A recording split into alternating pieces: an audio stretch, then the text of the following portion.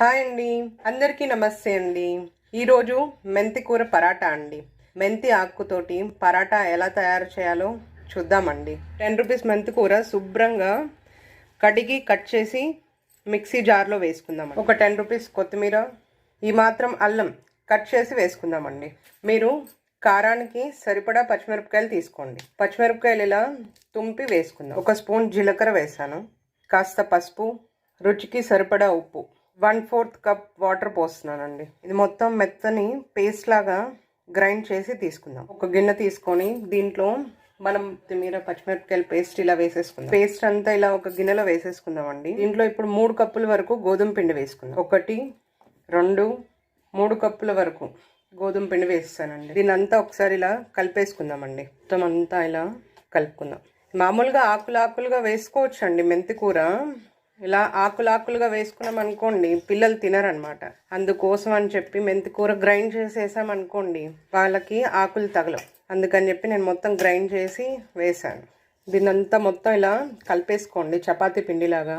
దీంట్లో వాటర్ సరిపోలేదనుకోండి, కొంచెం వాటర్ వేసుకోండి. ఎక్కువ వాటర్ వేసేసుకోకండి, జావగా అయిపోతుంది.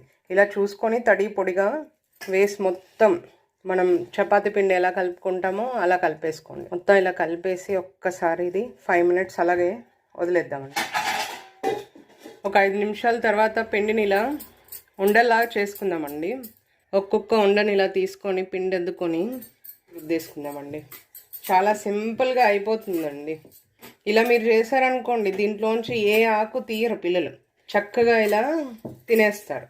అందుకని ఇలా చేసుకోండి. షుగర్ ఉన్న వాళ్ళు కూడా చాలా బాగా తినచ్చండి ఇవి. మెంతి కూర చేదు ఉంటుందని ఒక అపోహ ఉంటుందండి. మెంతి కూర ఏమంత చేదు ఉండదండి, చాలా టేస్టీగా ఉంటుంది. మళ్ళీ ఇలాగే చేసుకొని తింటారనమాట. స్టవ్ ఆన్ చేసుకొని తవా పెట్టేసుకున్నానండి.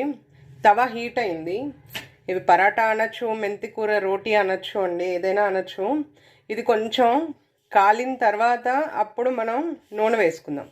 మెంతి కూర పరాటా ఒక్కసారి ఇలా చేసి పెట్టండి మీరు, పిల్లలకైనా పెద్దవాళ్ళకైనా. మీరు ఒక్కసారి ఇవి తిన్నారు అంటే మళ్ళీ చేసుకొని తింటారనమాట, అంత బాగుంటాయి. చాలా సింపుల్ ప్రాసెస్ అండి, చాలా సింపుల్గా అయిపోతుంది, చాలా ఫాస్ట్గా అయిపోతుందండి. పిల్లల లంచ్ బాక్స్లో కూడా చాలా టేస్టీగా చాలా బాగుంటాయండి. అన్ని పరాటాలు కాల్చి చూపిస్తానండి. ఈ విధంగా కాల్చుకోండి. పరాటా అన్నీ ఇలా కాల్చి తీసుకున్నాను. నూనె నెయ్యి ఏది వాడకుండా నార్మల్గా కూడా కాల్చుకోవచ్చు, చాలా టేస్టీగా ఉంటాయండి. ఒక్కసారి ట్రై చేసి చూడండి. థ్యాంక్ యూ ఫర్ వాచింగ్ అండి.